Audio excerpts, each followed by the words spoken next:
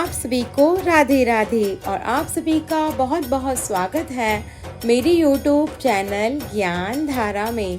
आज हम जानेंगे पवित्र सावन महीने की महत्तम कथा के बारे में और अध्याय 5 के बारे में। तो आइए जानते हैं। ओम नमः शिवाय। भगवान शिव का प्रिय महीना और पवित्र सावन मास की शुरुआत हो चुकी है। भक्त महादेव को प्रसन्न कर उनका आशीर्वाद पाने के लिए मंदिर में जाते हैं।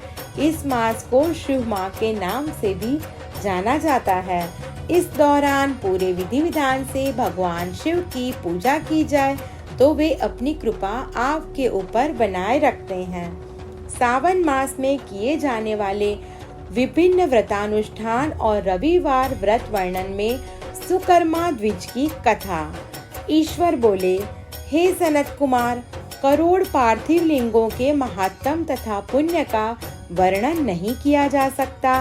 जब मात्र एक लिंग का महात्म नहीं कहा जा सकता तो फिर करोड़ लिंगों के विषय में कहना ही क्या। मनुष्य को चाहिए कि करोड़ लिंग निर्माण असमर्थता में 1,00,000 लिंग बनाए या 1000 लिंग या 100 लिंग ही बनाए। यहाँ तक कि एक लिंग बनाने से भी मेरी सन्निधि मिल जाती है। षडाक्षर मंत्र से 16 उपचारों के द्वारा भक्तिपूर्ण मन से भगवान शिव की पूजा करनी चाहिए।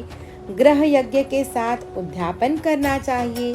उसके बाद होम करना चाहिए और ब्राह्मणों को भोजन कराना चाहिए।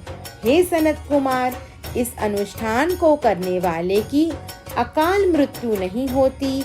यह व्रत बांझपन को दूर करने वाला, सभी विपत्तियों का नाश करने वाला तथा सभी संपत्तियों की वृद्धि करने वाला होता है। मृत्यु के पश्चात वह मनुष्य मेरे समीप कैलाश वास करता है।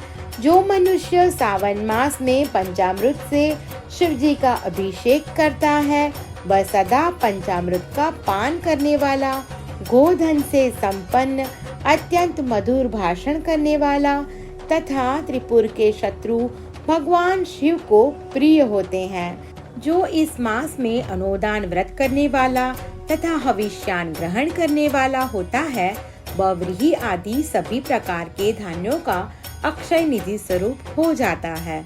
पत्तल पर भोजन करने वाला श्रेष्ठ मनुष्य, सुवर्ण पात्र में भोजन करने वाला तथा शाक को त्याग करने से शाक कर्ता हो जाता है।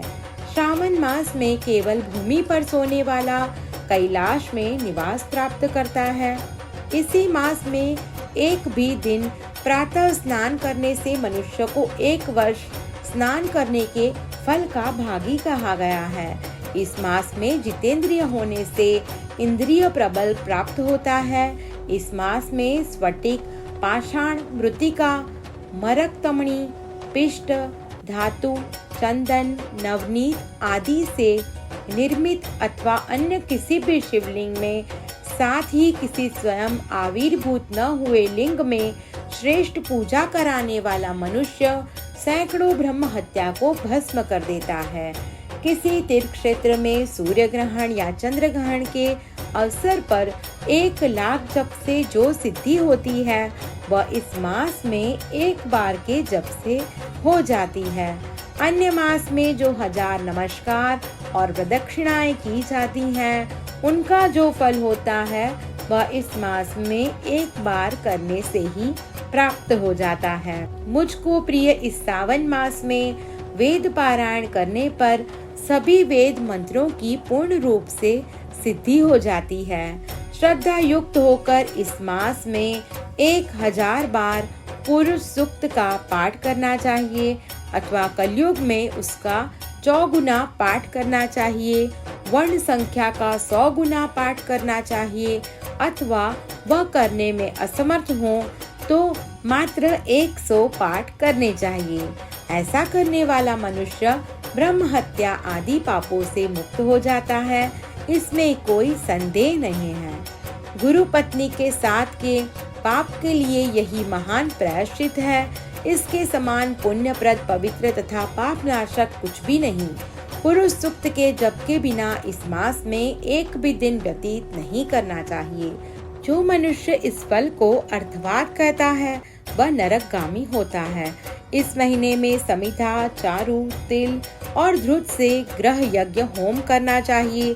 शिव के रूपों का भली भांति ध्यान आदि करके धूप, गंध, पुष्प, नैवेद्य आदि से पूजन करना चाहिए और अपने सामर्थ्य के अनुसार कोटि होम, लक्ष होम अथवा 10 सहस्त्र होम करने चाहिए।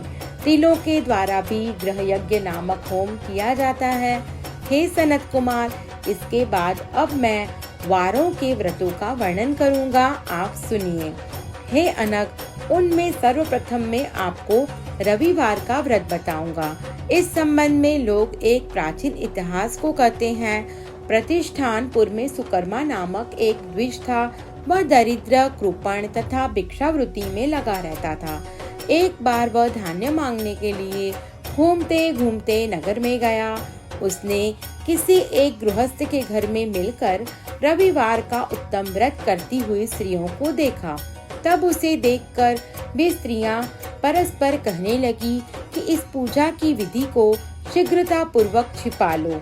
इस पर वह विप्र उन स्त्रियों से बोला, हे श्रेष्ठ स्त्रियों, आप लोग इस व्रत को क्यों छिपा रही हो? समान चित्त वाले सज्जनों के लिए परमार्थ ही स्वार्थ है। मैं दरिद्र तथा दुखी हूँ। इस श्रेष्ठ व्रत को सुनकर मैं भी इसे करूँगा। अतः आप लोग इस व्रत का विधान व फल अवश्य बताएं। स्त्रियां बोली, हे द्विज, इस व्रत के करने में आप उन्माद तथा प्रमाद करेंगे अथवा भूल जाएंगे अथवा उसके प्रति अभक्ति या अनास्था रखने लगेंगे। अतः आपको यह व्रत कैसे बताऊं? उनकी यह बात सुनकर उनमें जो एक प्रौढ़ा स्त्री थी वह उस ब्राह्मण से व्रत तथा व्रत की विधि बताने लगी। हे ब्राह्मण, सावन मास के शुक्ल पक्ष के प्रथम रविवार को मौन होकर उठ करके शीतल जल से स्नान करें। उसके बाद अपना नित्य कर्म संपन्न करके पान के एक शुभ दल पर रक्त चंदन से सूर्य के समान पूर्ण गोलाकार 12 परिधियों वाला सुंदर मंडल बनाएं। उस मंडल में रक्त चंदन से संज्ञा सहित सूर्य का पूजन करें। उसके बाद घुटनों के बल भूमि पर झुककर 12 मंडलों पर अलग अलग रक्त चंदन तथा जपा कुसुम से मिश्रित अर्ध श्रद्धा भक्ति पूर्वक सूर्य को विधिवत प्रदान करें और लाल अक्षत, जपा कुसुम तथा अन्य उपचारों से पूजन करें।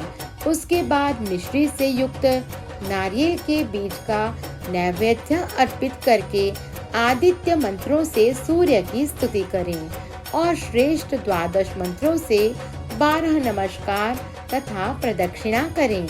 उसके बाद 6 तंतुओं से बनाए गए सूत्र में 6 ग्रंथियां बनाकर देवेश सूर्य को अर्पण करके उसे अपने गले में बांधें और पुनः 12 फलों से युक्त वायन ब्राह्मण को प्रदान करें।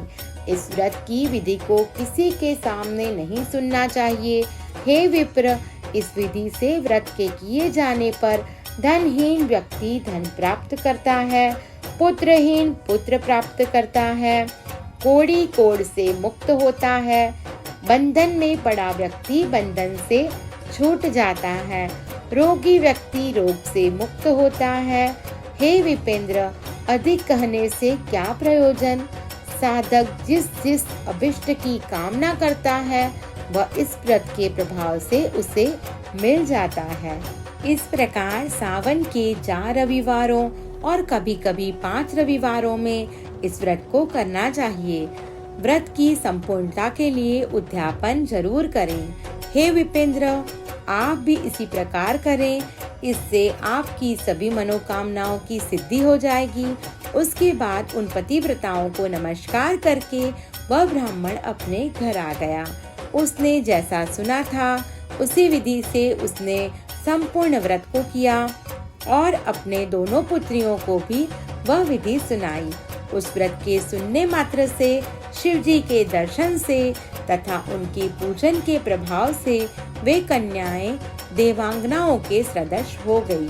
उसी समय से उस ब्राह्मण के घर में लक्ष्मी ने प्रवेश किया और वह अनेक उपायों तथा निमित्तों से धनवान हो गया।